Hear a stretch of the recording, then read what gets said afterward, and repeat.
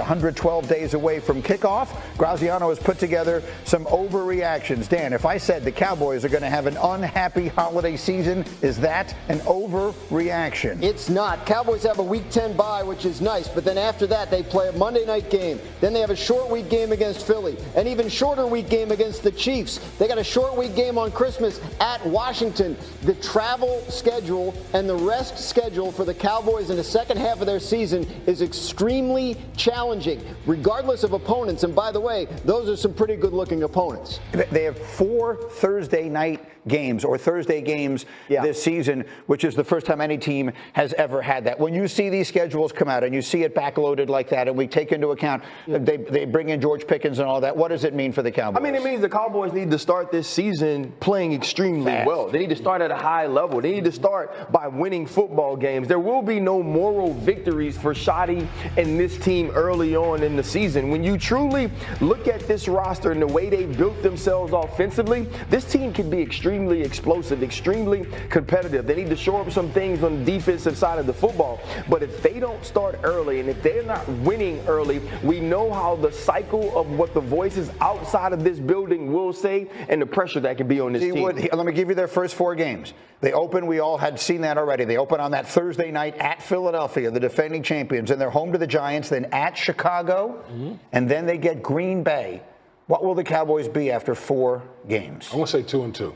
I want to say 2-2. Which, listen, that'd be pretty good. That'd be pretty good. I think the biggest thing for the Dallas Cowboys. Listen, when Dak Prescott plays a full season, they're pretty much banked for 9 wins. Exactly. The minimum. Okay. I think for them, the number one thing I said for the Dallas Cowboys, their offensive line needs to come together. They had no running game last year, and I think Dak Prescott operates best when they have a really good running game to go along with what they have on the outside. That they need to show up on the defense, the rush defense.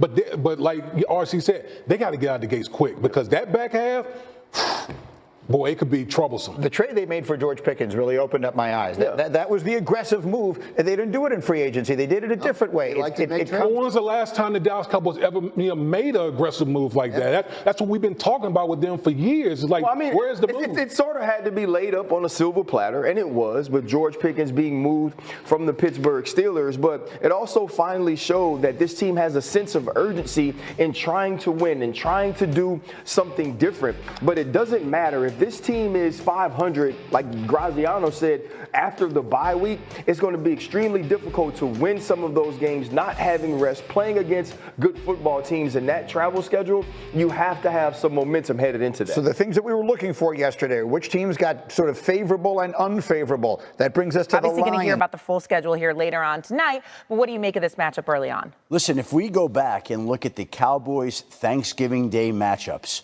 there have been a lot of Giants, a lot of Washington when Washington wasn't very good. This might be as appealing a Thanksgiving Day matchup for the Dallas Cowboys as we've seen in quite some time. This was a game that I'm sure every network wanted badly, and inevitably the league decides to award it to CBS with the Chiefs facing the Cowboys on Thanksgiving Day in Week 13, and really the Chiefs have become a drawing card because they're going to play on Christmas Day at home against the Broncos. They're going to play on Thanksgiving Day in Dallas against the Cowboys. They're going to play in Week 1, it looks like, in Brazil against the Chargers. Wherever the league can sell Patrick Mahomes, Travis Kelce, Andy Reid, and the Chiefs, they're going to do that. And it just so happens that it'll be on Thanksgiving Day in Dallas as well. They should. Travis Kelce coming back. Chiefs were last seen in the Super Bowl, getting their butt kicked, I might add. But nonetheless, will be a good one. Can't wait to hear the rest of the schedule later on tonight. Thank you, Shefty. Thank you, Shannon. Nice to see you.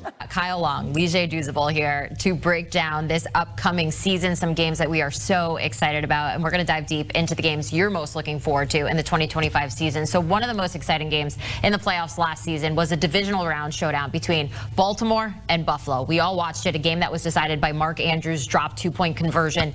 It was a 27-25 Bills victory. Lige, you ready for the matchup?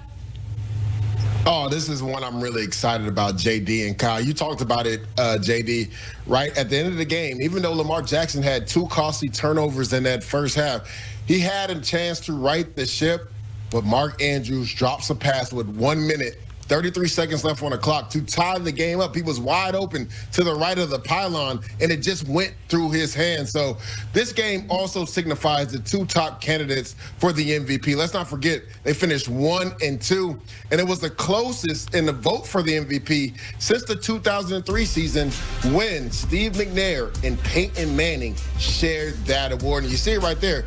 Most regular season wins in a 7-year span. You got the Baltimore Ravens and the Buffalo Bills. Last year, this game was not only played in a divisional round, but it was played early in the season.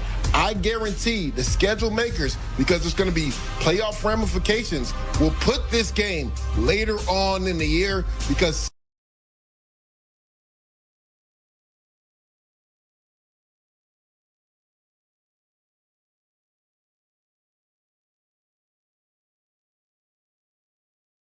seeding in the playoffs will matter when it comes to this game.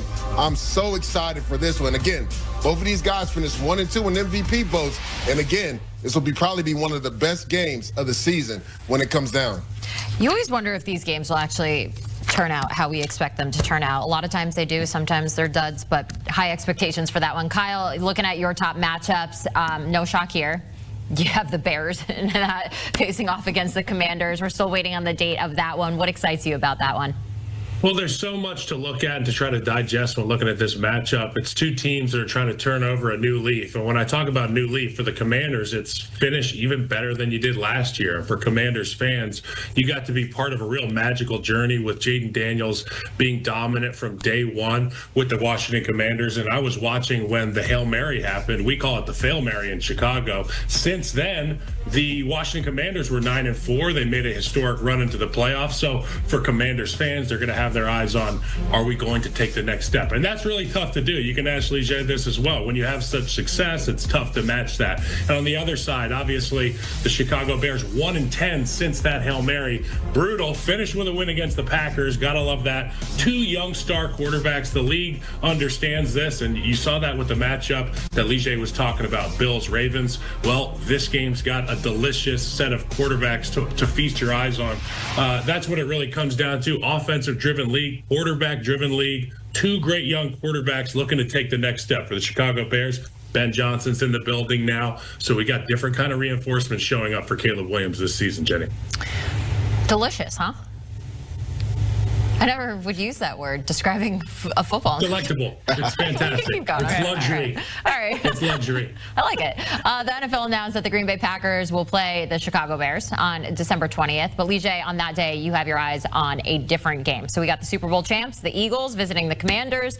This is a rematch of last season's NFC Championship game. It should offer plenty of playoff implications that late in the season. What are your thoughts? Yeah, first and foremost, the NFL knows what they're doing when they scheduled this game in Week 16. Let's not forget, going back to last year, these two teams, divisional foes, played it this exact week. And we had a magical game. The Commanders turned it over 5 times. I believe Jayden Daniels had 2 interceptions, and they also had 3 fumbles that game. But it was Jayden Daniels being magical at the end of the game. 2-minute drive, finds Jamison Crowder with 6 seconds left to put the Commanders up on the Eagles. Now, again, Jalen Hurts didn't play in that game. Kenny Pickett did. But these two teams not only played in the NFC Championship game, JD, they played 3 times last year. So I believe this will have playoff